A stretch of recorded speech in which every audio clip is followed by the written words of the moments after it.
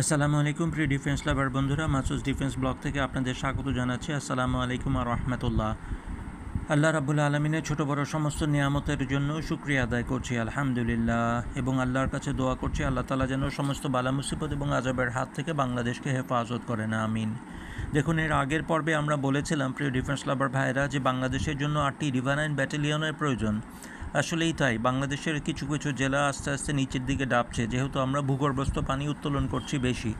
এই জন্য আমাদের যে জিনিসটা অত্যন্ত জরুরি সেটা হচ্ছে রিভারাইন ব্যাটালিয়নের সংখ্যা বাড়ানো এবং রিভারাইন ব্যাটালিয়নের ট্রেনিং কারিকুলামের মধ্যে কিছু পরিবর্তন নিয়ে আসা, এবং বিশেষ করে ফাস্ট অ্যাটাক ক্রাফট এবং বিশেষ করে যে জিনিসগুলি দরকার রিভারাইন ওয়ারফেয়ারের জন্য সেগুলি আমাদের খুব বেশি পরিমাণে প্রয়োজন। এটার সাথে এটাও প্রয়োজন হয়ে পড়ছে যে এই রিভারাইন ব্যাটালিয়নের যে অস্ত্র যেগুলি থাকবে, অথবা রিভারাইন ব্যাটালিয়নের যে স্পিড বোটগুলি থাকবে, এগুলিকে এক জায়গায় রাখার জন্য ইন্টারনাল পন্টুন এবং জেটি নির্মাণ করা দরকার।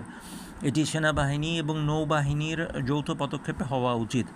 সেনাবাহিনী এবং নৌবাহিনীর যৌথ পদক্ষেপে কোনো নদী এলাকা জরিপ করে, যেটা সাময়িকভাবে ভাঙ্গনের সম্মুখীন হচ্ছে না, এমন একটি এলাকায় সামরিক বাহিনীর ব্যবহারের জন্য জেটি এবং পন্টুন স্থাপন করা উচিত।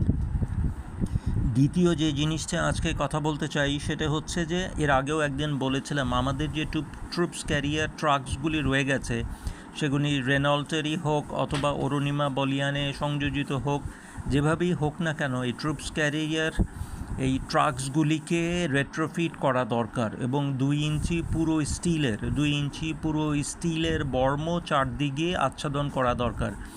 দেখুন, একটি ট্রুপস ক্যারিয়ার ভেসেলে বা একটি ট্রুপস ক্যারিয়ার ট্রাকে যদি 20 জন সৈন্য থাকে আর মাত্র $500 ড্রোন দিয়ে সেটাকে ধ্বংস করে দেওয়া যায়, তাহলে তো আমরা বলবো যে 20 জন সৈন্যের জন্য যে আমার 1 কোটি টাকা খরচ হয়েছে সেই পুরো টাকাটা পানিতে চলে গেল, প্লাস আমি 20টি অমূল্য প্রাণ হারালাম, প্লাস আমার অনেক বছরের ট্রেনিং নষ্ট হয়ে গেল।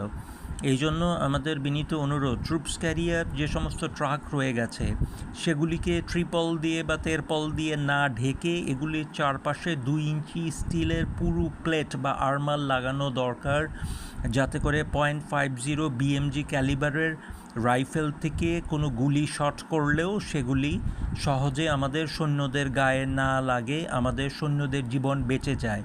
এবং এই ট্রাকগুলির সামনে যেটা করা উচিত, বুলেট প্রুফ কাচও লাগানো অত্যন্ত জরুরি। এই জিনিসটির জন্য মাননীয় ডিজিডিপি মহোদয়ের দৃষ্টি আকর্ষণ করছি। সালাম সবাইকে, আসসালামু আলাইকুম রহমতুল্লাহ।